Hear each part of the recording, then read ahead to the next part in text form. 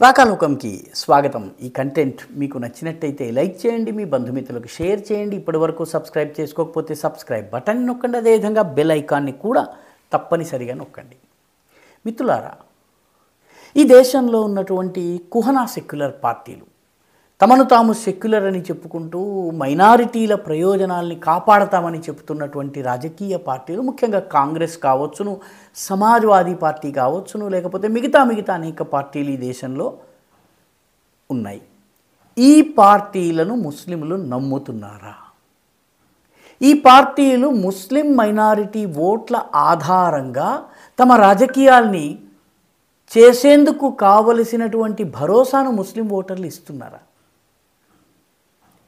మహారాష్ట్ర ఎన్నికల ఫలితాల నేపథ్యంలో ఈ ప్రశ్నను అడగవలసిన అవసరం వచ్చింది. ఎందుకంటే మహారాష్ట్రలో కాంగ్రెస్ పార్టీ చాలా ఓపెన్గా మైనారిటీ ఓట్ బ్యాంకు మాకు కావాలి, మైనారిటీ ఓట్ బ్యాంకు కోసం మేము ఏదన్నా చేస్తాము, మైనారిటీ ఓట్ బ్యాంక్ కోసము మత పెద్దల్ని ప్రత్యక్షంగా రంగంలోకి దించారు.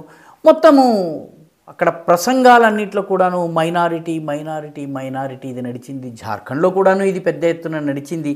ఈ రెండు రాష్ట్రాల్లోనూ రాహుల్ గాంధీ అయితే ఏకంగా లవ్ వర్సెస్ హేట్ అనేటటువంటి కథనాన్ని ప్రచారం చేశారు. మొహబ్బత్ కి దుకాన్, దీని గురించి మాట్లాడారు. ఇవన్నీ కూడాను. అయితే ఈసారి అసెంబ్లీ ఎన్నికల్లో మొహబ్బత్ కి దుకాన్ గురించి పెద్దగా మాట్లాడలేదు. తమాషా ఏంటంటే, అసలు ఈ మైనారిటీ వర్గాలకు చెందినటువంటి ఓటర్లు ఈ సెక్యులర్ పార్టీలుగా తమను తాము చెప్పుకుంటున్నటువంటి పార్టీలను నమ్ముతున్నారా లేదా? బీజేపీకి వాళ్ళు ఓటు వేయరు, ఇందులో ఎటువంటి సందేహం లేదు. బీజేపీకి ఓటు వేయరు వాళ్ళు. బీజేపీకి ముస్లిం ఓట్లు రావడం చాలా తక్కువ. ఆ విషయం బీజేపీ కూడా గుర్తించినట్టుగానే కనిపిస్తోంది. ఎందుకంటే లోక్సభ ఎన్నికల్లో మాట్లాడినటువంటి భాష అసెంబ్లీ ఎన్నికలకు వచ్చేటప్పటికి బీజేపీ మాట్లాడటం మానేసింది. బటోగేతో కటోగే అని చెప్పి డైరెక్ట్గా హిందూ సొసైటీకి అప్పీల్ అయ్యేటటువంటి వ్యాఖ్యల్ని చేస్తున్నట్టుగా మనకి కనిపిస్తోంది. కాంగ్రెస్ పార్టీ పరిస్థితి ఏంటి? మహారాష్ట్ర ఎన్నికల్ని కనుక తీసుకున్నట్టయితే, మహారాష్ట్ర ఎన్నికల్లో ధులే నియోజకవర్గాన్ని తీసుకుందాం. ధులే లోక్సభ నియోజకవర్గంలో 6 నెలల క్రితం జరిగినటువంటి లోకసభ ఎన్నికల్లో కాంగ్రెస్ అభ్యర్థి 4000 ఓట్లతో బీజేపీ అభ్యర్థి అయినటువంటి సుహాస్ భామ్డే పైన విజయం సాధించారు. సుహాస్ భామ్డే ధులే నియోజకవర్గంలోని 5 అసెంబ్లీ నియోజకవర్గాల్లో 192,000 ఓట్ల మెజారిటీ సంపాదించాడు. అయితే చిట్ట చివరి అసెంబ్లీ నియోజకవర్గం అయినటువంటి మాలెగావ్ సెంట్రల్, దీని ఓట్లు లెక్కించడం మొదలుపెట్టేటప్పటికి 190,000 ఓట్ల మెజారిటీ తగ్గింది.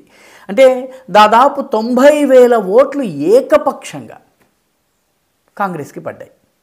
మరొక 4-5 అదనంగా వచ్చి 4-5 ఓట్ల మెజారిటీతో బిట్వీన్ 4,000 and 5,000 కాంగ్రెస్ విజయం సాధించింది.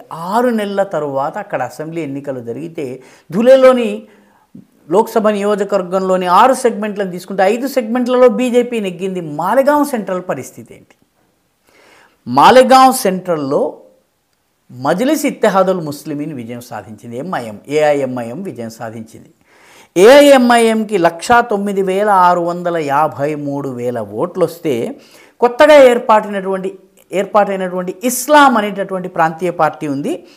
ఈ ఇస్లాం అనే పార్టీకి 109,491 ఓట్లు వచ్చినాయి. అంటే కేవలము ఒక 163 ఓట్ల తేడాతోటి ఎంఐఎం గెలిచింది. ఎవరి మీద? ఎన్నికలకి ఒక నెల 15 రోజుల ముందు ఏర్పాటైనటువంటి ఒక ప్రాంతీయ పార్టీ మీద. దాని పేరే ఇస్లాం. అది కోరుకున్నది ముస్లిం ఓట్లని. సో ముస్లిం ఓట్లు అత్యధికంగా 109,000 + 109,000 అంటే దాదాపు 2,18,000 ఓట్లు అయితే ఎంఐఎంకి పడ్డాయి, లేకపోతే ఇస్లాం అనే ప్రాంతీయ పార్టీకి పడ్డాయి, లోకల్ పార్టీకి. సమాజ్వాదీ పార్టీకి 9,064 ఓట్లు వచ్చినాయి. 4,000 ఓట్లతో గెలిచినటువంటి కాంగ్రెస్ పార్టీకి మాలెగావ్ సెంట్రల్లో దాదాపు కాంగ్రెస్ పార్టీ ఒక 1,00,000కు పైబడి ఓట్లు సంపాదించినటువంటి కాంగ్రెస్ పార్టీకి 7,500 ఓట్లు వచ్చినాయి. ఈ 7,500 ఓట్లు అంటే డిపాజిట్ పోయిందని అర్థము. అప్పుడు ఏ రకంగా 1,00,000కు పైబడి ఓట్లు వచ్చినాయి? కేవలం 6 నెలల్లో ముస్లిం మెజారిటీ నియోజకవర్గంలో ముస్లిం ఓటర్లు వాళ్ళే, పార్టీలు అవే. కాంగ్రెస్ పార్టీకి 1,10,000 1,15,000 నుంచి 7,000కి ఓట్లు ఎలా తగ్గాయి? దీని అర్థం ఏంటంటే ముస్లిం ఓటర్లు తమకు అవకాశం ఉండి తమ అభ్యర్థిని గెలిపించుకునే వీలున్న చోట కాంగ్రెస్ పార్టీని కూడా నమ్మటం లేదు, దానికి ఓటు కూడా వేయటం లేదు. అస్సాంలో సామాగుడి అనేటటువంటి నియోజకవర్గంలో ఉప ఎన్నిక జరిగింది. సామాగుడి నియోజకవర్గం 2001 నుంచి, అంటే దాదాపు 23 సంవత్సరాలుగా ఏకఛత్రాధిపత్యంగా కాంగ్రెస్ గెలుస్తూ వచ్చింది. ఈసారి కాంగ్రెస్ పార్టీకి ఓటు వేయకుండా ముస్లింలు వేరే పార్టీకి ఓటు వేయటం వల్ల అక్కడ బీజేపీ నెక్కింది. సామాగుడిలో మొట్టమొదటిసారి బీజేపీ నెక్కింది. అంటే ముస్లిం ఓటర్లు అస్సాములో కూడాను కాంగ్రెస్ కన్నా స్థానిక పార్టీ బలమైనది ఏదైనా ఉండి, ముస్లిముల పార్టీ ఏదైనా ఉంటే దానికి ఓటేశారు తప్ప కాంగ్రెస్ పార్టీకి ఓటేయలేదు. ఇంతకన్నా ఘోరమైన ఉదాహరణ కుందర్కి నియోజకవర్గం, ఉత్తరప్రదేశ్లో ఉన్నటువంటి అసెంబ్లీ నియోజకవర్గం. ఈ నియోజకవర్గంలో 67% ముస్లిం ఓటర్స్ ఉన్నారు. ఇక్కడ సమాజ్వాదీ పార్టీ బీజేపీకి ఓడిపోయింది. ఎందుకంటే ముస్లిం ఓట్లు 2-3 పార్టీల మధ్య డివైడ్ అయినాయి. సమాజ్వాదీ పార్టీ ముస్లిముల పక్షపాతిగా ముద్ర వేయించుకున్నప్పటికీ కూడా దానికి ఓట్లు పడలేదు. ఈ 37-36% హిందువులతోటి వీళ్ళు నెగ్గడం జరిగింది. ఇంకా తమాషా ఏంటంటే ఇక్కడ కాంగ్రెస్ పోటీలో లేదు, కానీ ఇక్కడ మరొక ఇష్యూ చాలా పెద్ద పాత్ర వహించింది. అదేంటంటే హిమాచల్ ప్రదేశ్లో ఈ కుందర్కి నియోజకవర్గానికి చెందినటువంటి ఇల్మా అఫ్రోజ్ అనేటటువంటి మహిళ ఐపీఎస్ ఆఫీసర్, ఆమె పనిచేస్తుంది. ఆమె అక్కడ ఒక కాంగ్రెస్ నాయకుడు ట్రాఫిక్ వైలేషన్ చేస్తే ఆయన్ని అరెస్ట్ చేసింది. అరెస్ట్ చేసినందుకు ఆమెని సస్పెండ్ చేశారు, ఆమె మీద రకరకాల యాక్షన్స్ తీసుకున్నారు. అది కూడా సెక్యులర్ పార్టీలకు వ్యతిరేకంగా పనిచేసింది. నాందేడ్ బై ఎలక్షన్ ఉంది, లోక్సభ ఎన్నికలు, ఇక్కడ ఉప ఎన్నికల్లో కాంగ్రెస్ కొద్ది ఓట్లు సంపాదించుకుంది. గమనించాల్సిన విషయం ఏంటంటే లోకసభ ఎన్నికలు జరిగినప్పుడు బీజేపీని ఓడించాల్సిన అవసరం వచ్చినప్పుడు లోకసభ అంటే లోక్సభ ఉప ఎన్నిక, అసెంబ్లీ ఎన్నికలు ఒకేసారి జరిగినాయి. ఈ ఎన్నికల్లో 5,87,000 ఓట్లు కాంగ్రెస్కి వచ్చాయి. కాంగ్రెస్ ఒక 2-3 వేల ఓట్ల మెజారిటీతో విజయం సాధించింది. కానీ అదే అసెంబ్లీ సెగ్మెంట్స్ పరంగా కాంగ్రెస్ పార్టీకి వచ్చిన ఓట్ల సంఖ్య చూస్తే 4,67,000 మాత్రమే. అంటే దాదాపు 1,20,000 ఓట్లు అసెంబ్లీ ఎన్నికల్లో కాంగ్రెస్కి పడలేదు. ఇవన్నీ అయితే ఎంఐఎంకి పడ్డాయి, లేకపోతే ఇస్లాం పార్టీకి పడ్డాయి, మిగతా పార్టీకి పడ్డాయి. కాబట్టి ఇక్కడ గమనించవలసినటువంటి విషయం ఏంటంటే ముస్లిములు అవకాశం వస్తే తమ పార్టీలు ఉన్న చోట కాంగ్రెస్కు కూడా ఓటు వేయవు, సమాజ్వాదీ పార్టీకి కూడా ఓటు వేయవు, ఆర్ఎల్డి వంటి రాష్ట్రీయ లోకదళ్ వంటి పార్టీలకు కూడా ఓటు వేయవు.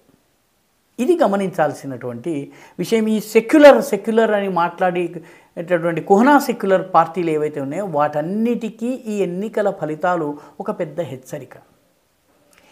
వాళ్ళ ప్రయత్నాల వల్ల వాళ్ళు హిందూ ఓట్లను కోల్పోతున్నారు. అదే సమయంలో వాళ్ళకి ముస్లింలు కూడా వాళ్ళకి ఓటేసే పరిస్థితి లేదు. ఈసారి మహారాష్ట్ర ఎన్నికల సమయంలో ముస్లిం పర్సనల్ లా బోర్డు నాయకుడైనటువంటి మౌలానా సజ్జాద్ నొమాని ఆయన ప్రసంగిస్తూ 19 సీట్లు తప్ప మిగతా అన్ని సీట్లలో మేము కాంగ్రెస్ పార్టీని, మహావికాస్ అఘాదీని సమర్థిస్తామని అన్నారు. ఈ 19 సీట్లలో ఎందుకు లేదంటే ఈ 19 సీట్లలో ముస్లిం మెజారిటీ 20 and above % ఉంది కాబట్టి 20%, 30%, 40%.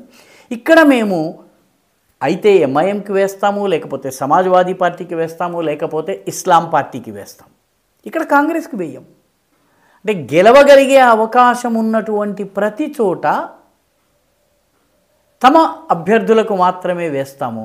గెలిచే అవకాశం లేని 4,000, 3,000, 5,000 ఓటర్లు మాత్రమే, మైనారిటీ ఓటర్లు ఉన్నటువంటి చోట మాత్రము కాంగ్రెస్ పార్టీ లేదా మహావికాస్ అఘాదీకి ఓటు వేశారు. కాబట్టి ముస్లిం ఓట్ల విషయంలో ఈ కుహనా సెక్యులర్ పార్టీలు కూడాను పునరాలోచించవలసినటువంటి అవసరం వచ్చింది. ఎందుకంటే ఎవరి ఓట్లని పట్టుకుని వాళ్ళు ఎన్నికల వైతరిని దాటాలనుకుంటున్నారో వాళ్ళు నమ్మతగ్గ వాళ్ళేనా, ఆ ఓటర్లు అవకాశం వస్తే వీళ్ళని పూర్తిగా తుంగలో తొక్కేస్తారన్నటువంటి విషయాన్ని ఈ కుహనా సెక్యులర్ పార్టీలు గుర్తించాల్సినటువంటి అవసరం ఉంది. ఎందుకంటే వాళ్ళు రెండింటికి చెడ్డ రేవళ్ళుగా మిగిలిపోతున్నారు. ఈ వీడియో మీకు నచ్చినట్టయితే లైక్ చేయండి, షేర్ చేయండి, ఈ ఛానల్కు సబ్స్క్రైబ్ చేయండి, మీ అభిప్రాయాన్ని కమెంట్ల రూపంలో తప్పనిసరిగా పంపించండి.